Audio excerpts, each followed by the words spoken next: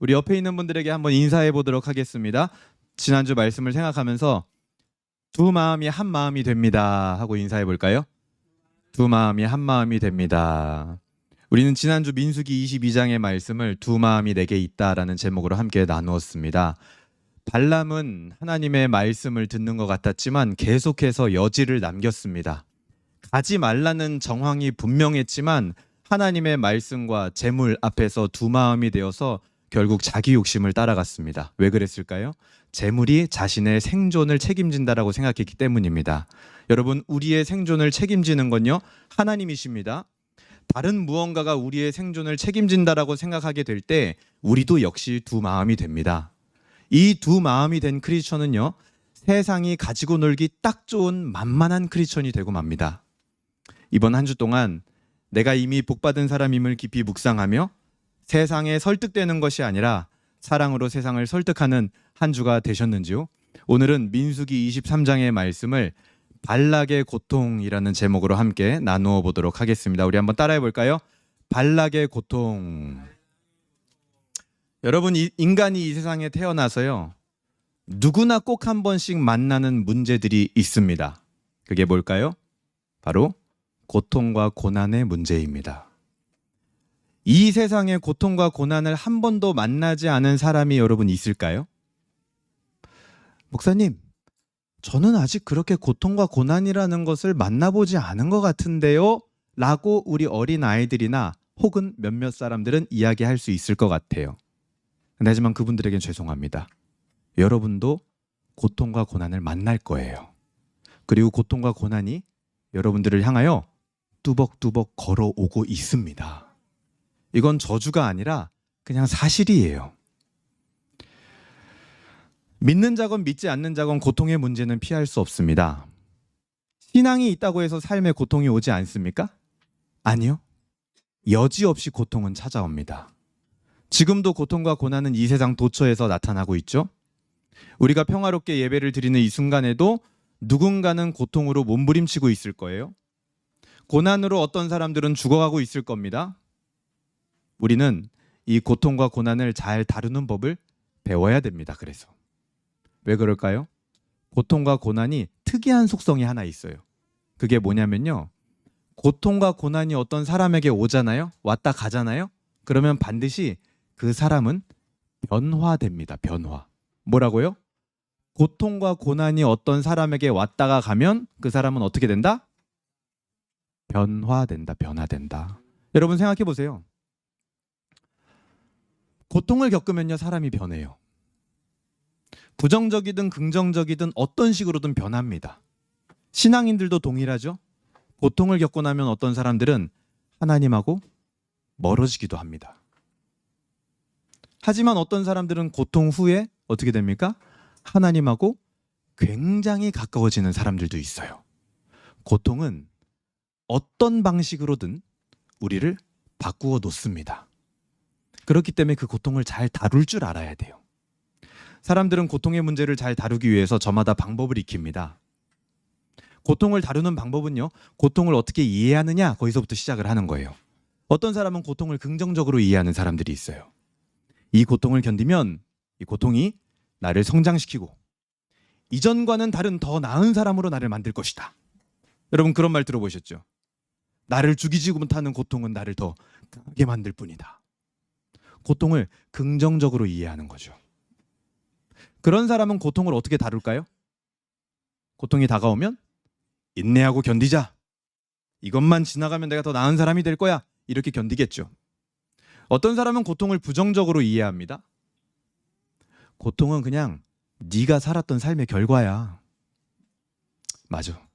내가 잘못한 것에 대한 대가로 이 고통이 왔지. 누구를 탓하겠어? 부정적으로 이해를 하는 거죠. 그런 사람의 삶의 모습은 어떨까요? 최대한 고통을 만나지 않기 위해서 열심히 살 겁니다. 고통은 가능한 한 피해야 되는 거, 그걸로 인식을 하면서 살아갈 거예요. 고통을 부정적으로 이해하는 사람. 어떤 사람은 고통에 특별한 의미를 부여하지 않을 겁니다. 누구나 다 겪는 고통인데 무슨 이거 원인을 찾자고 하니, 원인을 찾기 너무나 어렵고 그거를 다 이해하려고 하느니 그냥 당연히 누구나 다 겪는 고통이니까 그 정도 고통은 다 겪어. 내 삶의 일부로 받아들여야 돼. 고통에서 어떤 의미를 찾는 걸 포기한 거죠. 이런 경우는 어떨까요? 큰 고통이 찾아와서 내 삶을 완전히 와장창 무너뜨려 버리면 굉장히 무기력해집니다. 한 번도 고통에서 의미를 찾아보려고 하지 않았기 때문에. 여러분은 어떻습니까? 여러분은 어떤 방식으로 나에게 다가오는 고통과 고난을 이해하고 다루고 계십니까? 만약에 우리가 고통을 이해하고 다루는 방식이 세상과 같다면 우리는 반드시 하나님하고 멀어지게 돼 있습니다. 왜냐? 긍정적이든 부정적이든 의미를 두지 않던 생각해 보세요. 그저 내가 견디고 인내하기만 하면 내가 좋은 사람이 되는 거라면, 반대로 고통을 내가 그저 피해야 되는 것으로만 인식한다면, 또 한편으로는 고통에 아무 의미도 없는 거라면 이 세 가지 종류 모두 하나님이 설 자리는 없어요. 그렇죠? 하나님은 고려되지 않는 거예요. 고통을 이해하고 다루는 방식이 세상과 같다면 우리는 반드시 하나님과 멀어지게 돼 있습니다. 보통 세상은 고통을 이해할 때 고통의 당사자인 인간을 중심으로 이해를 합니다. 어쩌면 그것이 고통을 잘 다룰 수 없게 되는 시작이라고 볼 수 있어요. 고통의 문제는 일부 인간에게 답이 있긴 합니다. 그런데 그것은 파편적이고 절대 전부는 아니에요.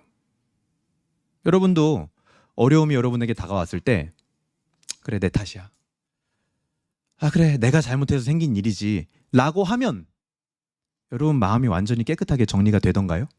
어떠세요? 그렇게 생각하고 넘어가면 그 뒤에 새롭게 다가오는 고통들을 잘 다룰 수 있게 되셨나요? 아닐 거예요. 인간 중심으로 이해하기 시작하는 거, 그게 고통을 다룰 수 없게 되는 시작점이라는 거예요. 성경은 좀 다른 관점에서 우리의 고통을 이해하도록 우리를 유도합니다. 어쩌면 파편적으로 흩어져 있던 이 고통에 대한 이해를요, 완벽하게 종합해내는 게 뭐냐? 바로 성경이에요. 성경은 고난이 인간에게 있음을 분명히 인정합니다. 그리고 그것을 피할 수 있는 사람도 없다라는 것도 적나라하게 보여줘요.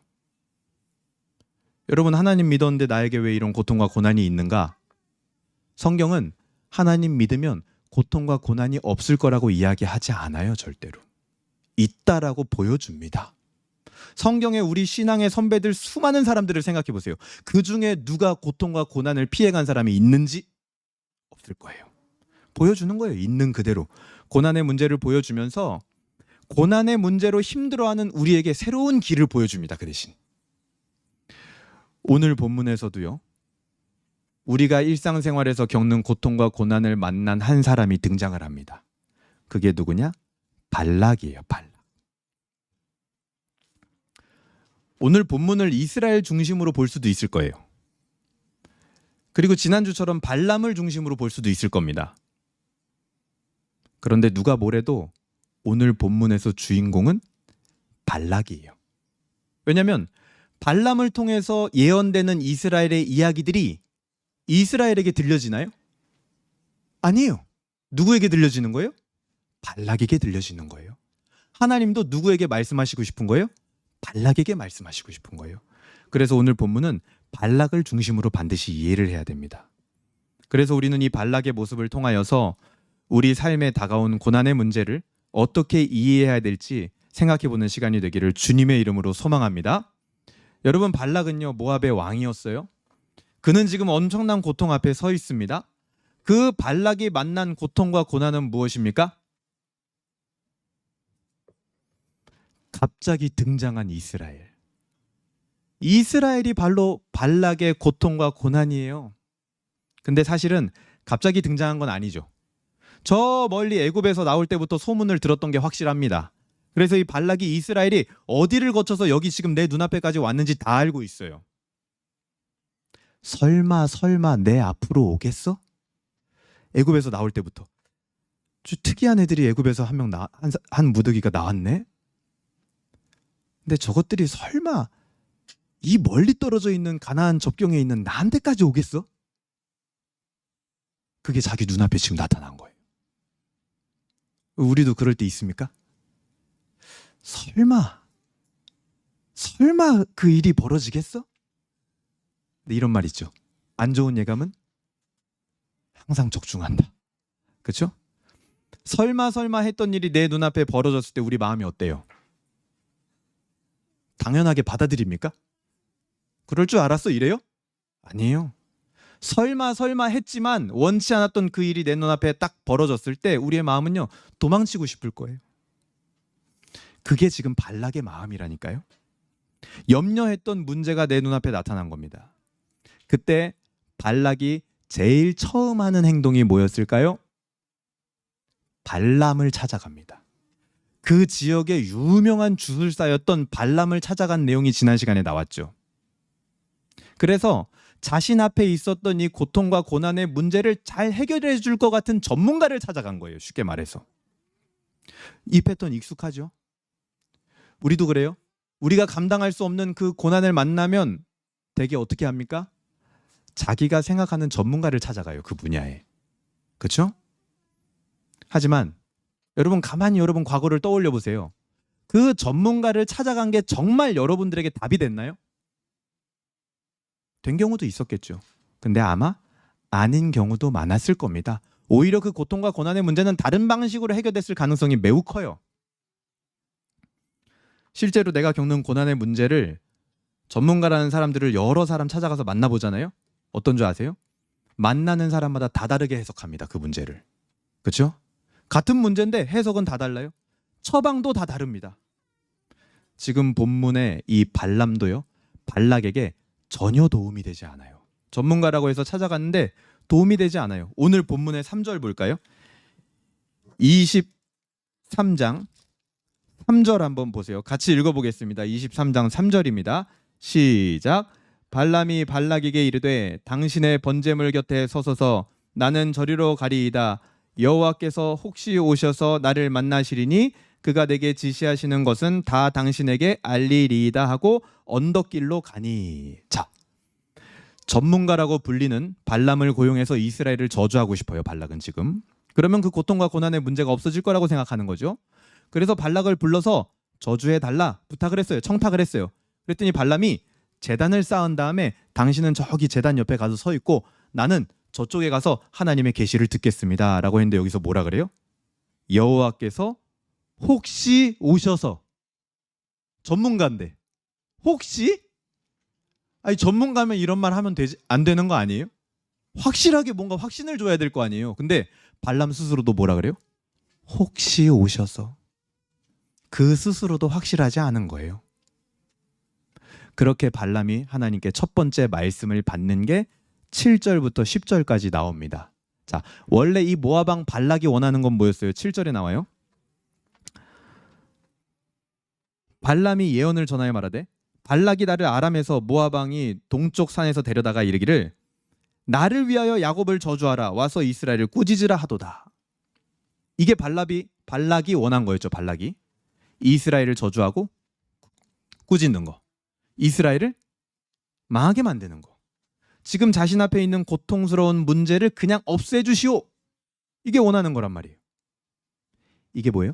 고통의 문제를 다루는 발락의 방식인 겁니다. 고통에 어떤 의미가 있든, 그러니까 부정적인 의미든 긍정적인 의미든 필요 없어. 그냥 빨리 일단 사라졌으면 좋겠어. 그게 지금 발락의 마음이에요. 우리도 그럴 때가 있죠. 고통에서 어떤 의미를 찾기보다는 그냥 이 고통이 빨리 사라졌으면 하는 마음. 하지만 기억하세요. 그것은 발락의 마음입니다. 고통은 결코 그런 식으로 다루어지지 않아요. 근데 그 뒤에 나오는 이 발람, 전문가라고 하는 발람의 말은 더 가관입니다. 10절 보세요. 야곱의 티끌은 누가 능히 세며 이스라엘 4분의 1은 누가 능히 셀고 나는 의인의 죽음을 죽기 원하며 나의 종말이 그와 이스라엘과 같기를 바라노라. 지금 이스라엘 망하게 해달라고 부른 거거든요. 근데 지금 뭐라고 했어요? 이러고 있는 거예요. 이스라엘을 봐. 우와, 엄청 크다. 고통의 문제 좀 해결해 주세요 하고 그 문제를 실컷 얘기를 했어요. 그랬더니 뭐라 그러는 거예요, 전문가가? 와, 이거 엄청 큰 문제인데? 이러고 있는 거예요, 지금. 답을 안 주고. 저주하라고 했더니 야, 나도 이스라엘처럼 되고 싶어 막 이러고 있어요. 11절. 발락이 발람에게 이르되 그대가 어찌 내게 이같이 행하느냐? 나의 원수를 저주하라고 그대를 데려왔거늘 그대가 오히려 축복하였도다. 도움이 안 돼요. 그래서 발락이 어떻게 하냐면 이 발람을 데리고 장소를 바꿉니다. 왜냐하면 지금 보고 있는 데가 이스라엘이 이렇게 훤히 다 보이는 곳이야. 그러니까 이스라엘이 막 어마어마한 숫자가 막 모여 있으니까 이 발람이 겁을 먹었구나. 그래서 장소를 바꿔요. 어디로 가요? 이스라엘이 저 한 귀퉁이만 보이는 쪽, 다 안 보이는 쪽으로 바꿉니다. 어떤 생각을 가지고 있는 거예요, 발락이 지금? 상황을 좀 바꿔보면 괜찮아지지 않을까? 이러고 발람을 데리고 다른 장소로 갑니다. 우리도 종족이 발락과 같을 때가 있지 않습니까? 고통과 고난의 문제 앞에서 하나님을 진실하게 대면하기보다는 자꾸만 상황을 바꾸려는 시도만 하는 거예요. 여러분 기억하세요? 상황도 바뀌지 않겠지만 상황이 설령 바뀐다 하여도 고통과 고난의 문제는 절대로 비껴가지 않습니다. 그렇게 18절부터 24절까지가 두 번째 이제 장소를 바꾸고 발람한테 다시 저주를 해봐라 이렇게 부탁한 내용이 나와요. 근데 발람이 뭐라 그러냐면 19절입니다. 하나님은 사람이 아니시니 거짓말을 하지 않으시고 인생이 아니시니 후회가 없으시도다. 어찌 그 말씀하신 바를 행하지 않으시며 하신 말씀을 실행하지 않으시랴. 하나님이 어떤 분이에요? 거짓말도 안 하시고 실수도 없으시고 후회도 안 하시는 분이에요.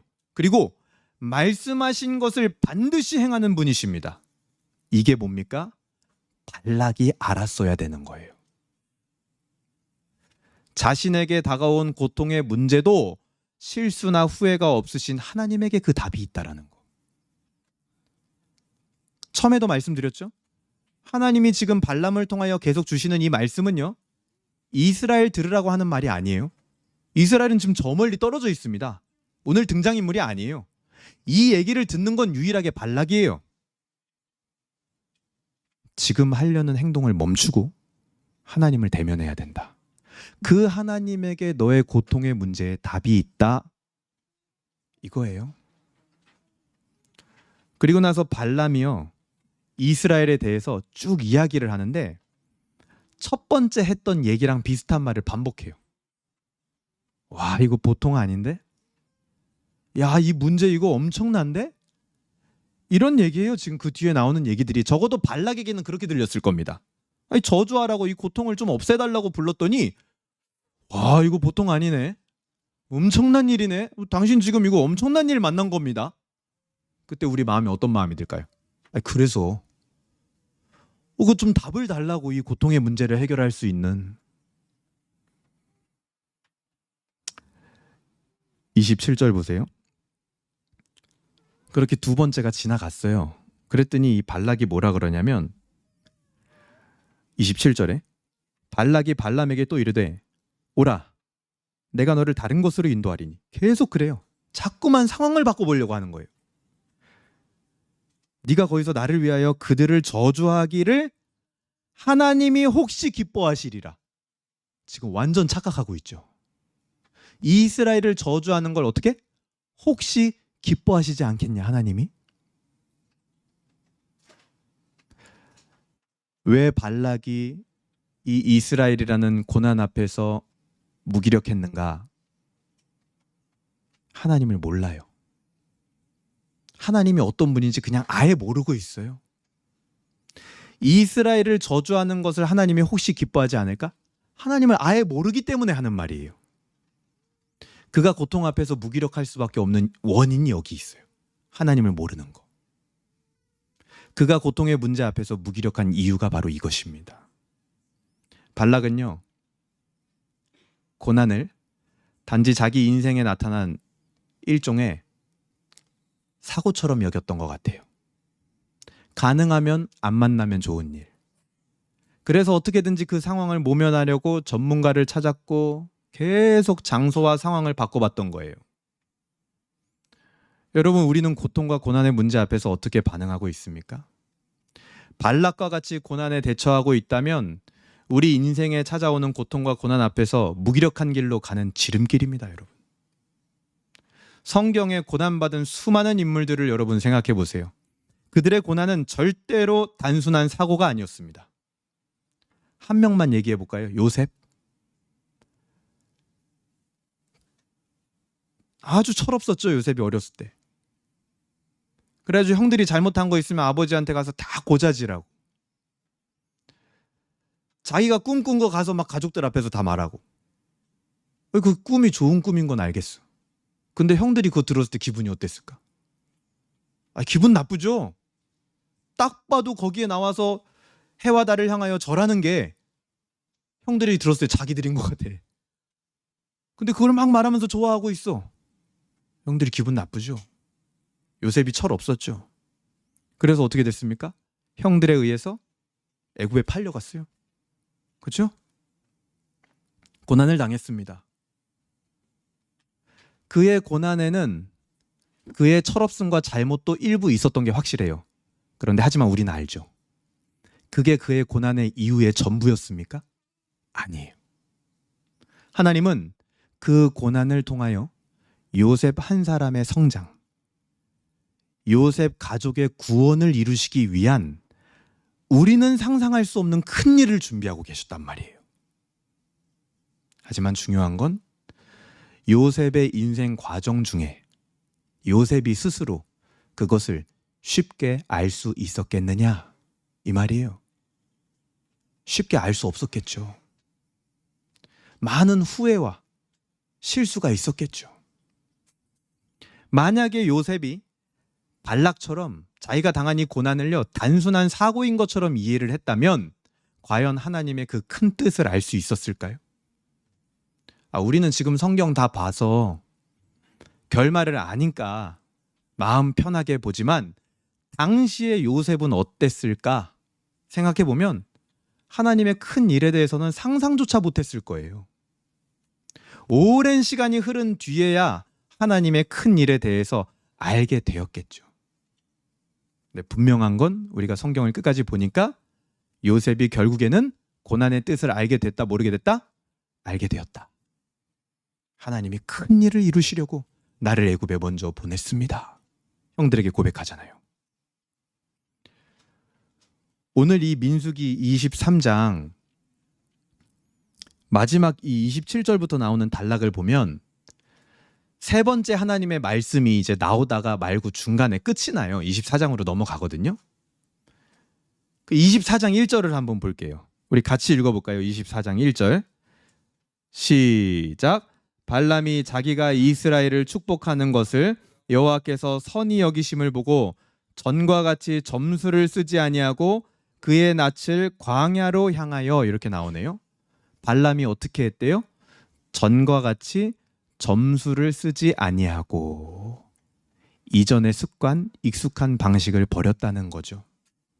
내가 지금까지 고난 앞에서 해왔던 방식, 지금까지 고통을 이해했던 방식, 그 모든 거를 다 버렸대요.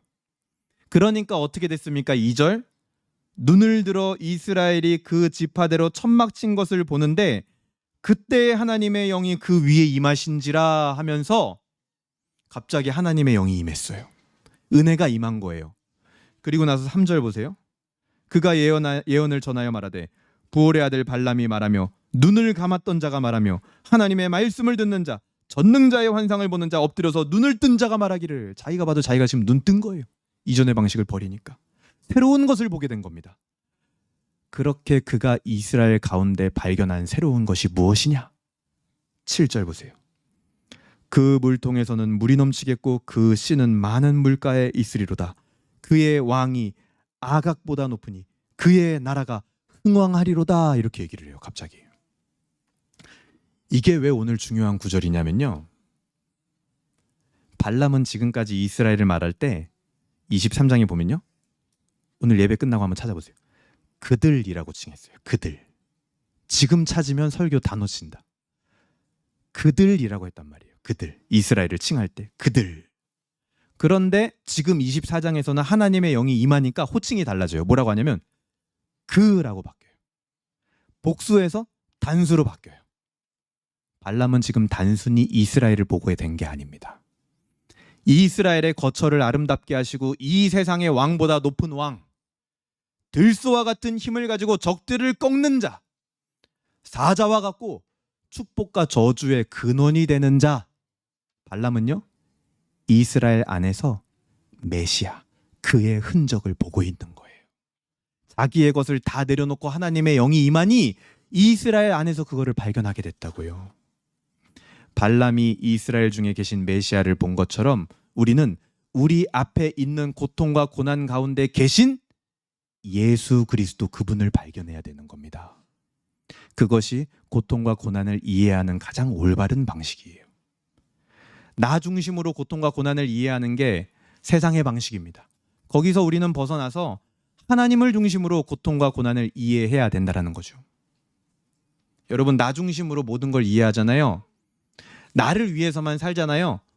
모든 것이 고난일 수밖에 없어요. 왜 그럴까요? 나를 위해서라면 고난 말고는 다른 게 필요하다고 우리는 생각하거든요. 지금 내게 다가온 고난, 이거는 나를 위해서라면 이건 없어야 되는 일이야. 나 중심으로 생각하면. 그런데 생각을 좀 바꿔보세요. 하나님 중심으로. 하나님을 위해서 내가 있는 거다라고 생각하면, 아, 그럼 나에게 고통과 고난을 보내주신 하나님 뜻이 있겠구나. 이게 필요하겠구나. 하나님을 위해서 내가 존재하는 거니까. 이해가 된단 말이죠. 이것이 우리 믿는 자들이 고난과 고통의 문제를 다루는 가장 첫 번째 단계입니다. 내게 익숙한 세상적 방식을 내려놓고 하나님 중심으로 고난과 고통을 이해하는 거. 성경에서 가장 짧은 구절이 뭐게요? 혹시 아세요? 성경에서 가장 짧은 구절. 요한복음 11장 35절에 보면 이렇게 나와요. 예수께서 눈물을 흘리시더라. 짧은 거 치고 그렇게 충격적이지는 않다, 그렇죠?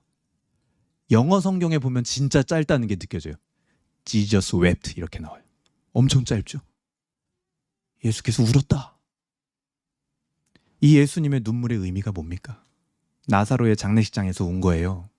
그 의미가 뭐예요? 우리의 삶의 가장 어둡고 괴로운 부분까지 예수님이 공감하신다라는 거예요. 친한 자가 죽었을 때, 우리의 가족이 어려운 일을 당했을 때 예수님이 그걸 공감하신다라는 거예요. 예수님은 우리의 고통과 고난 속으로 들어오셔서 고난을 제거해 주시는 것이 아니라 그 고난에, 고통에 동참하시는 분이에요. 그래서 그 고난과 고통이 얼마나 괴로운지 누구보다도 잘 아시는 분이에요. 여러분이 상상해 볼까요? 만약에 우리가요, 예수님 때에 살아 있었어요. 예수님 곁을 막 따라다니는 사람이었어요.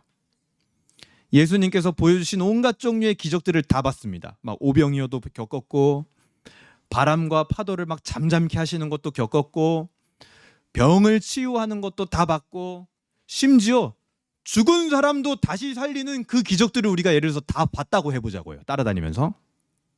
그렇게 예수님을 따라다녔는데 그 능력 많은 예수님이 갑자기 어느 날 한순간에 십자가에 달려 죽었어요. 지금 우리야 그 이유를 성경을 통해서 다 알고 있기 때문에 덤덤하죠. 그런데 우리가 그 당시의 사람이었다면 메시아라고 굳게 믿었던 예수님이 로마 군병들에게 수치와 능욕을 당하고 말로 다 할 수 없는 고난과 고통을 당하다가 찍소리 한 번 못하고 십자가에서 죽었다라고 했을 때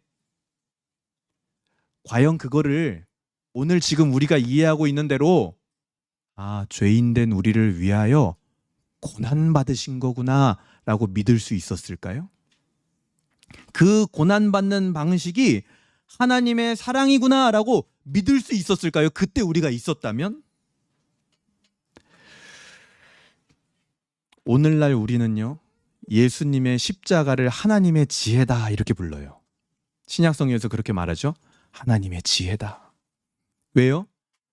죄를 완전하게 심판하시거든요. 그러면서 동시에 완전하게 용서하시면서 사랑을 나타내셨거든요. 그 두 가지가 동시에 나타나는 게 십자가란 말이에요. 그래서 우리는 하나님의 지혜다 이렇게 불러요. 아멘? 아멘이죠. 그런데 그 십자가를 다른 말로 하면 뭐예요? 극심한 고난이란 말이에요. 우리는 예수님이 당하신 극심한 고난을 하나님의 지혜라고 부르고 있었던 거예요. 그러면 나에게 닥친 고난도 하나님의 지혜다. 아멘? 아멘이 안 나오죠. 당시 사람들도요, 예수님의 고난을 하나님의 지혜라고 쉽게 믿을 수 없었을 겁니다. 제자들도 다 예수님 곁을 떠났죠. 당시 제자들의 눈에 십자가는요, 발락이 두려워했던 이스라엘 군대보다 더 끔찍한 고통과 고난이었을 거예요. 메시아가 무력하게 죽어가는 그 모습은 세상의 지혜로는 도무지 이해할 수 없는 거예요. 아무도 이 극심한 고난을 하나님의 지혜로 받아들이지 못했습니다. 유일하게 아는 분이 계셨죠. 하나님만 아셨어요. 왜 이 고난이 있어야 하는지, 이 고난이 가져오는 용서와 사랑이 있다라는 것을 하나님만 아셨단 말이에요. 그것만이 우리를 죄와 고통에서 자유하게 할 수 있다라는 걸 하나님만 알았어요. 여러분, 고난과 고통은요, 우리의 계획과 자존감, 내가 가진 모든 것을 때로는 무너뜨립니다. 여러분, 마음 단단히 먹으셔야 돼요. 그런 고통과 고난이 한 번은 와요. 그래서 사람들은 자기가 가진 힘을 총동원해서 이 고통과 고난을 제거하려고 합니다. 하지만 그건 세상의 지혜예요. 하나님의 지혜는 고난을 통해서 인간을 구원해내는 겁니다. 그러니 우리는 고난을 제거하기 위해 애쓰는 것이 아니라 고난을 통하여 하나님이 나에게 하신 일과 하실 일을 볼 수 있어야 된다는 거예요. 거기에 우리의 모든 것을 걸어야 된단 말이에요. 하나님은 왜 고난이 있어야 되는지를 아시는 유일한 분이십니다. 내 고난과 고통의 이유를 아는 유일한 분이에요, 여러분. 그리고 그 스스로 우리와 같이 고난을 당하신 분이에요. 이유만 알고 떨어져 있는 게 아니라 나랑 같이 고난을 당하고 계신 분이라고요. 그리고 그 고난으로 끝나는 것이 아니라 고난의 종지부를 찍고 부활하신 분이에요. 이것이 우리가 믿는 바입니다. 우리가 고난을 다루는 유일한 방식이에요.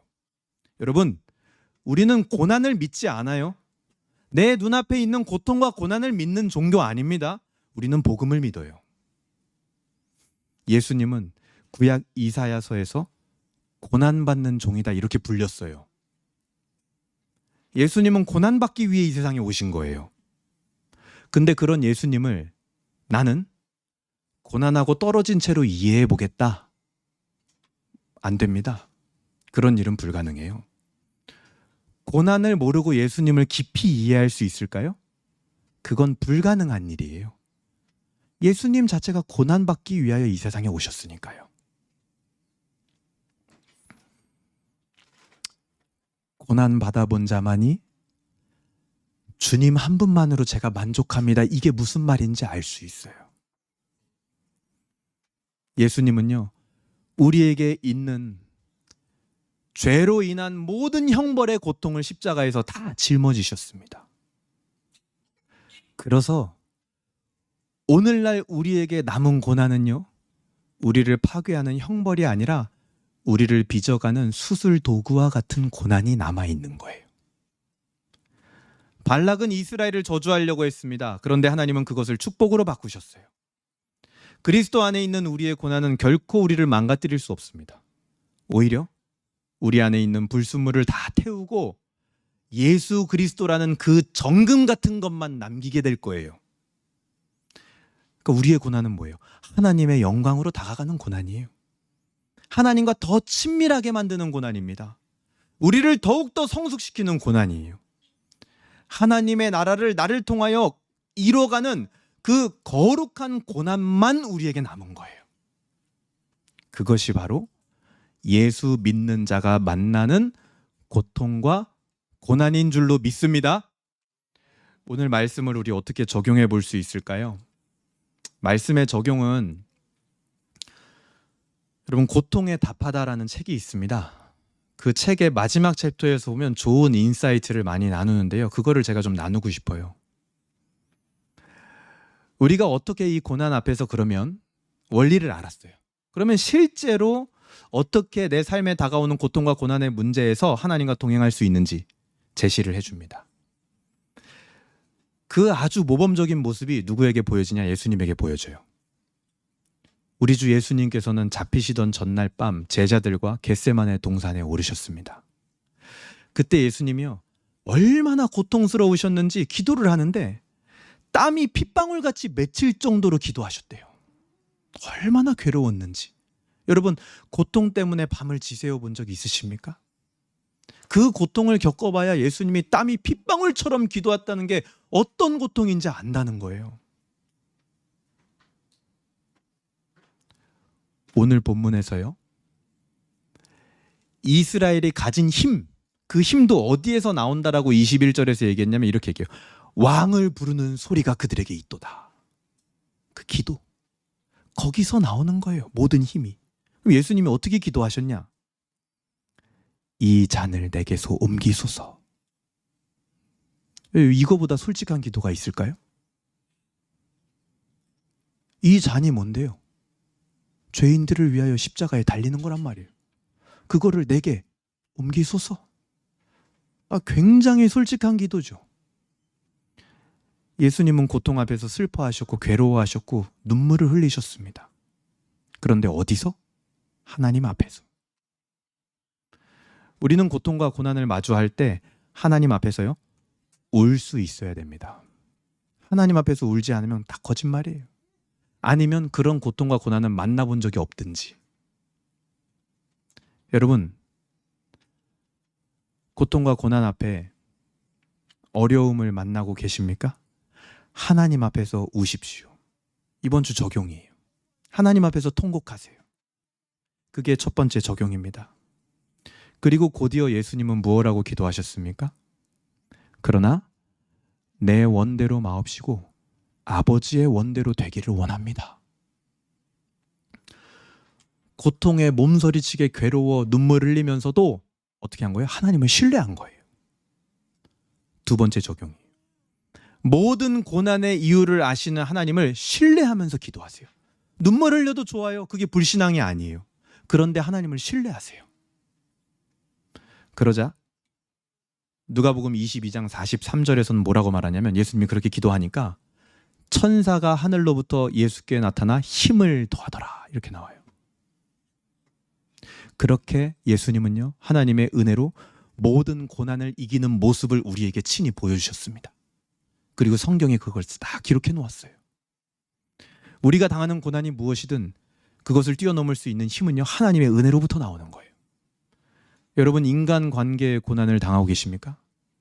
아니면 나 자신 때문에 시작된 고난입니까? 아니면 재정의 문제입니까?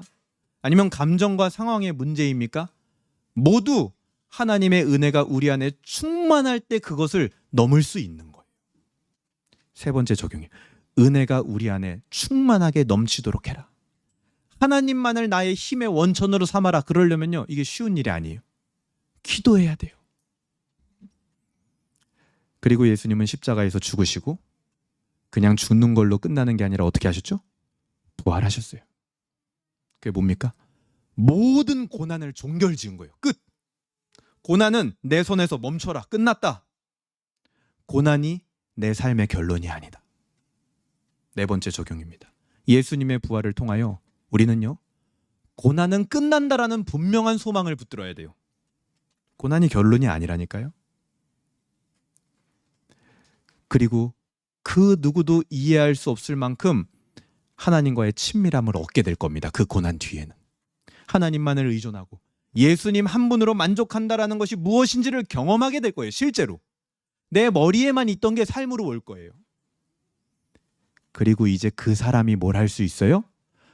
거침없이 하나님 나라를 위하여 고난을 향해 다시 나아갈 수 있는 거예요. 그 사람이.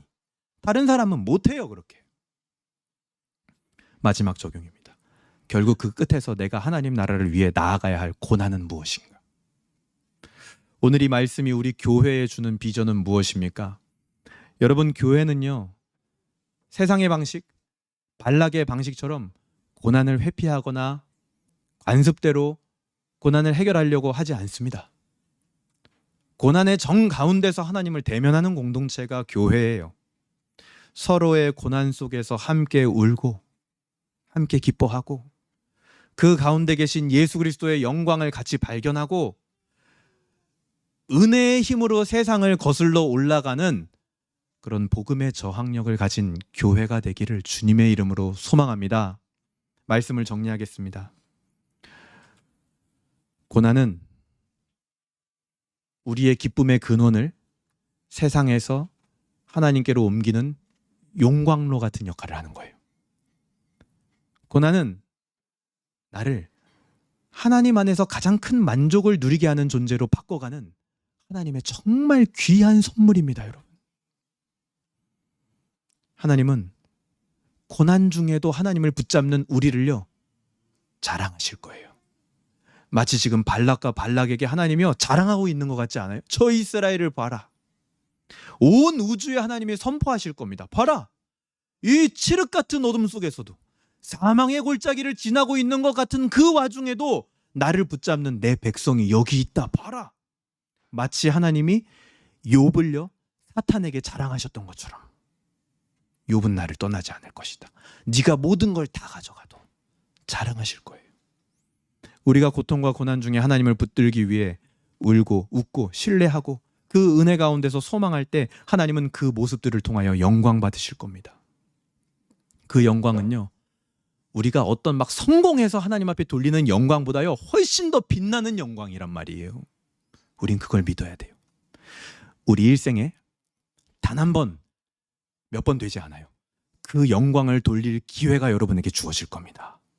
고난이 올 거란 말이에요. 그때 하나님을 붙잡는 거, 그게 들소 같은 하나님의 백성들의 힘인 줄로 믿으시길 바랍니다. 하나님을 붙잡는 힘, 하나님 앞에 머무르는 힘, 고통과 고난을 통해 하나님이 하실 일을 기억하고 하나님 앞에 울며 기도하는 한 주가 되기를 주님의 이름으로 소망합니다. 아멘.